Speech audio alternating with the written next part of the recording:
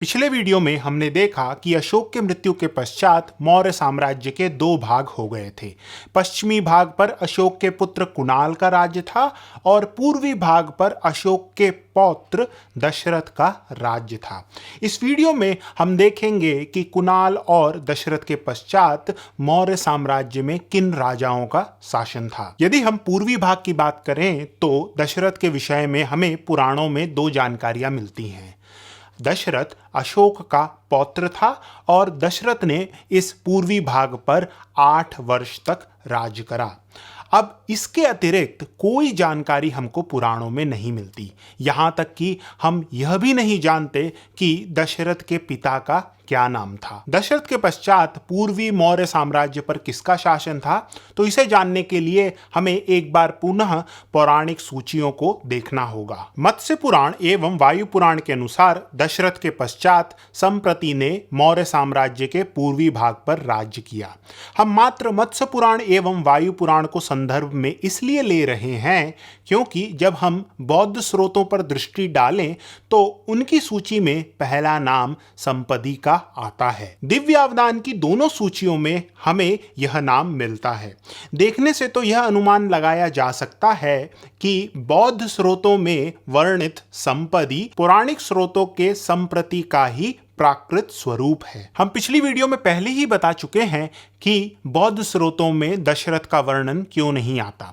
तो इस पूरी चर्चा से यह स्पष्ट होता है कि मौर्य साम्राज्य के पूर्वी भाग की सत्ता दशरथ के पश्चात संप्रति को प्राप्त हुई। यदि हम मौर्य साम्राज्य के पश्चिमी क्षेत्र की बात करें तो हम पाते हैं कि पुराणों में इसका कोई वर्णन नहीं है, परंतु पुराण हमें कुणाल के बारे में अवश्य बताते हैं। वह हमको यह बताते हैं कि कुणाल ने मौर्य साम्राज्य पर 8 वर्ष तक शासन किया और कुणाल का कोई उत्तराधिकारी नहीं था। इस सीमित जानकारी से मौर्य साम्राज्य के पश्चिमी भाग पर कुछ अत्यधिक कह पाना तो कठिन है, परंतु इतना हम अवश्य जानते हैं कि इस समय पश्चिमी भाग पर इंडो ग्रीक्स के आक्रमण का भय था। तो जैसा कि हम जानते हैं कुणाल का कोई उत्तराधिकारी नहीं था, तो हो सकता है कि कुणाल के मृत्यु के पश्चात मौर्य साम्राज्य के पूर्वी भाग एवं पश्चिमी भाग का पुनः विलय हो गया। ऐसा हम इसलिए कह सकते हैं क्योंकि जैन ग्रंथ में हमको बताया जाता है कि मौर्य सम्राट संप्रति की 2 राजधानियां थीं। प्रथम थी मौर्यों की पैतृक राजधानी पाटलिपुत्र और द्वितीय थी उज्जैन। उज्जैन को अपनी नई राजधानी बनाकर मौर्य सम्राट संप्रति इंडो ग्रीक्स के आक्रमण को रोकना चाहते थे। पुराणों के अनुसार संप्रति ने 9 वर्षों तक शासन किया। संप्रति के पश्चात कौन राजा बना, यह जानना हमारे लिए अत्यंत कठिन हो जाता है। यदि हम पुराणों को देखें तो हम पाते हैं कि वायु पुराण के अनुसार संप्रति के पश्चात शालीशुक नाम का राजा आया। विष्णु पुराण में भी इस राजा का नाम वर्णित है, परंतु हम मात्र शालीशुक का नाम ही क्यों ले रहे हैं। इस सूची में तो अन्य नाम भी हैं जो संभवतः राजा रहे होंगे। इस प्रश्न का हम उत्तर दे सकते हैं एक ग्रंथ से जिसका नाम है गर्ग संहिता। गर्ग संहिता ज्योतिष से जुड़ा एक ग्रंथ है और इस ग्रंथ में हमें बताया गया है कि एक राजा हुआ था जिसका नाम था शालीशुक। शालीशुक एक अत्याचारी राजा था जो अपनी प्रजा की प्रताड़ना करता था। इस तथ्य से हम यह कह सकते हैं कि शालीशुक एक राजा अवश्य था। इस प्रकार हम पाते हैं कि संप्रति के पश्चात एक मौर्य राजा हुए जिनका नाम था शालीशुक, और पुराणों के अनुसार शालीशुक ने मौर्य साम्राज्य पर 13 वर्ष तक शासन किया। शालीशुक के पश्चात मौर्य साम्राज्य की राजगद्दी पर कौन बैठा, यह जानना हमारे लिए अत्यंत कठिन है, परंतु इस गुत्थी को सुलझाने के लिए हमें अशोक के पश्चात हुए 3 राजाओं के राज्य की कुल अवधि को जोड़ना होगा।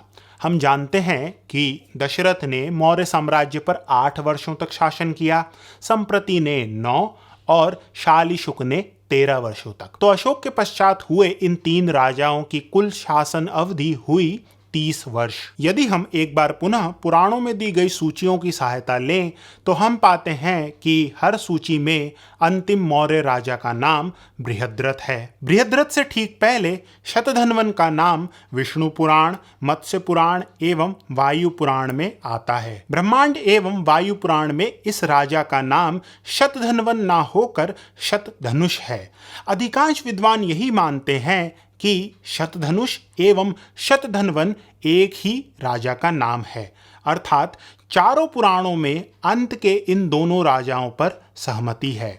इस प्रकार हमें मौर्य राजवंश के अंतिम 2 राजाओं का नाम ज्ञात होता है, शतधन्वन एवं बृहद्रथ। पुराणों से हमें यह ज्ञात होता है कि बृहद्रथ ने मौर्य साम्राज्य पर 7 वर्षों तक राज किया, वहीं शतधन्वन ने 8 वर्षों तक राज किया। यदि हम इन दोनों राजाओं के शासनकाल की अवधि को जोड़ दें तो 15 वर्ष बनते हैं। वहीं पहले हम यह देख चुके हैं कि अशोक के पश्चात हुए 3 राजाओं के कुल शासन अवधि 30 वर्ष है। तो यदि हम प्रथम के 3 राजा और अंतिम के 2 राजाओं की कुल शासन अवधि को जोड़ दें तो 45 वर्ष बनते हैं। वहीं हम यह जानते हैं कि अशोक के पश्चात हुए मौर्य राजाओं के कुल शासन अवधि 52 वर्ष है। तो यदि हम अशोक के पश्चात हुए मौर्य राजाओं की शासन अवधि जो कि 52 है और प्रथम के 3 एवं अंतिम के 2 राजाओं के कुल शासन अवधि जो कि 45 है उसे घटाएं तो हमारे पास 7 वर्ष बचते हैं। तो इस शेष 7 वर्ष से हम यह कह सकते हैं कि कोई ऐसा मौर्य राजा था जिसने 7 वर्ष तक शासन किया। अब इस राजा को ढूंढने के लिए हमें पुराणों की सूची को देखना होगा। वायु पुराण के अनुसार शालीशुक के पश्चात 2 ही मौर्य राजा हुए जिनके शासनकाल की अवधि 7 वर्ष की थी। इनमें से एक तो था बृहद्रथ जो कि मौर्य साम्राज्य का अंतिम शासक था और दूसरे का नाम था देववर्मन।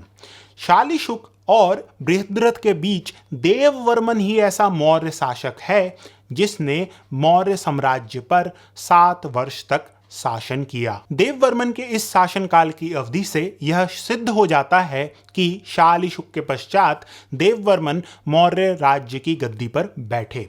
तो अंत में हम कुछ इस प्रकार की सूची पर पहुंचते हैं। अशोक के पश्चात पूर्वी भाग पर दशरथ ने 8 वर्षों तक शासन किया, वहीं पश्चिमी भाग पर कुणाल ने भी 8 वर्षों तक शासन किया। कुणाल के मृत्यु के पश्चात यह दोनों भाग एक हो जाते हैं और इस एक भाग पर संप्रति 9 वर्षों तक शासन करते हैं। संप्रति के पश्चात आते हैं शालीशुक जिन्होंने 13 वर्षों तक शासन किया।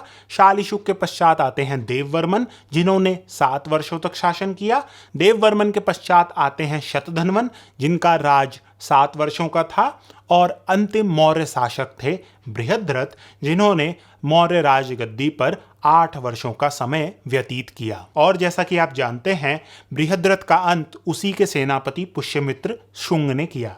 एक बात मैं स्पष्ट यहाँ पर यह कर दूं कि जो अंतिम मौर्य राजाओं की सूची हमने बनाई है वह सीमित साक्ष्यों पर आधारित है। हो सकता है कि यदि भविष्य में हमें और साक्ष्य मिले तो इस सूची में भी परिवर्तन आ सकता है। इस वीडियो में आप जान सकते हैं कि अशोक के पश्चात मौर्य साम्राज्य का 2 भागों में विभाजन कैसे हुआ। यदि आपको यह वीडियो अच्छा लगा तो कृपया करके सब्सक्राइब करें। धन्यवाद।